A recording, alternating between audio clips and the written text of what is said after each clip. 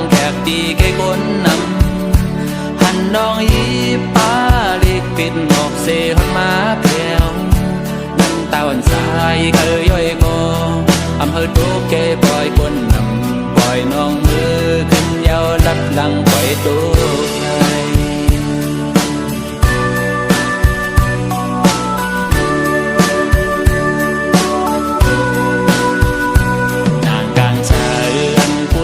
สองมองวันดียังอันเป็นนำแม่นลองหามองเย้าแลลองหยาบเจอพี่เฮาก็อำได้ย้อนก็มาหอดถึงมาคู่เจอสายเฮาในสุขไม่อยู่พอเดียวกามหักเฮาอันไรฮักคือสุดเส้นไหลสาวน้องหนุ่ยผมแนดนี้สายเฮานาอำเดือไหลโปตั้งแม่ปันลูกชายไว้แทนก่อหนึ่งอำเดือไหลความแม่เย้าหาได้ผ่าเจอนายอันนางยิ้มใจ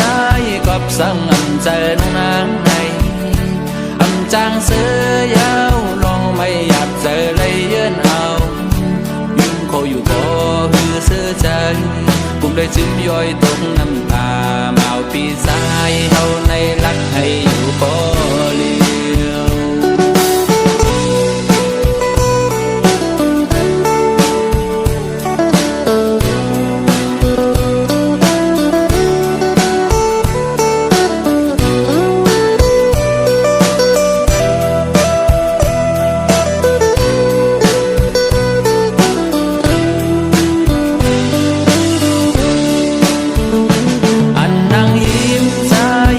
สังอำใจน้องนางใน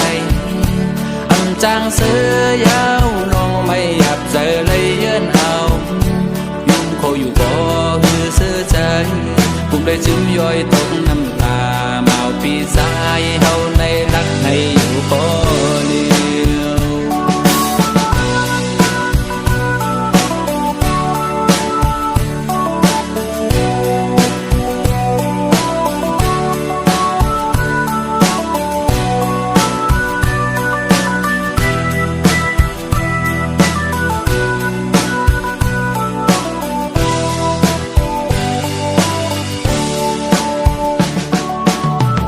อ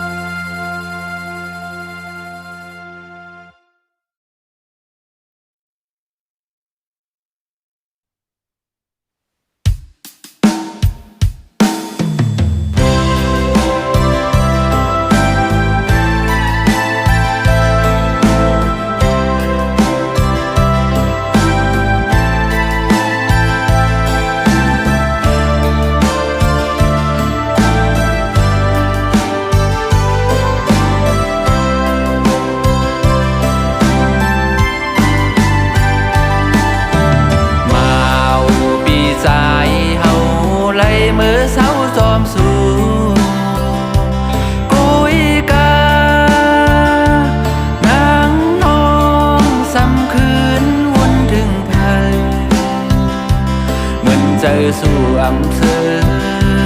มือซ้ายมีหินจำ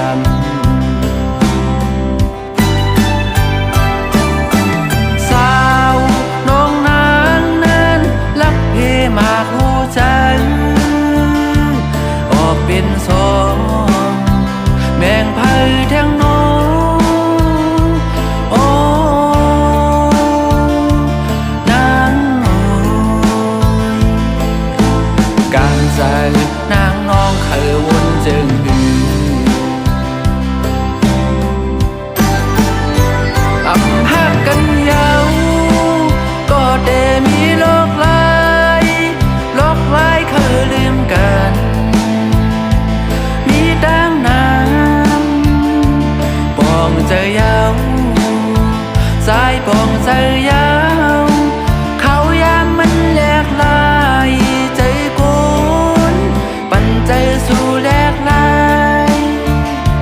เจ็บกำนายยันใจแทงกว่าหือ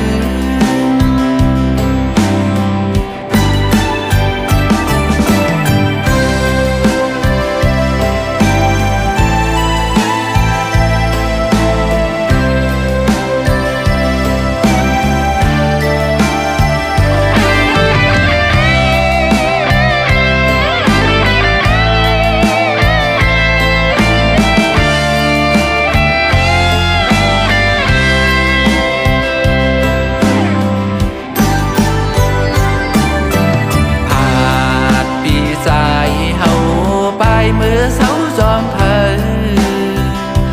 โดยนางน้องอับซื้อไว้ในใจเป็นใจสู่อำ